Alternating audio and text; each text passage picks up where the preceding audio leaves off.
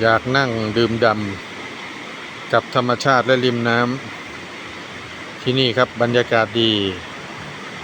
ทุ่งหวายโฮมสเตย์มีร้านอาหารแล้วก็มีที่นั่งรับประทานอาหารมีที่พักบริการครบถ้วนครับทุ่งหวายโฮมสเตย์สปป.ลาวเล่นน้ำสนุกสนานในการเล่นน้ำรับประทานอาหารที่พักเย็นๆฉ่ำๆได้ครับออดรถตู้ครับเที่ยวทั่วไทยไปทั่วลาว0898432150อยากมาโทรหาผมนะครับเดี๋ยวผมจะพามา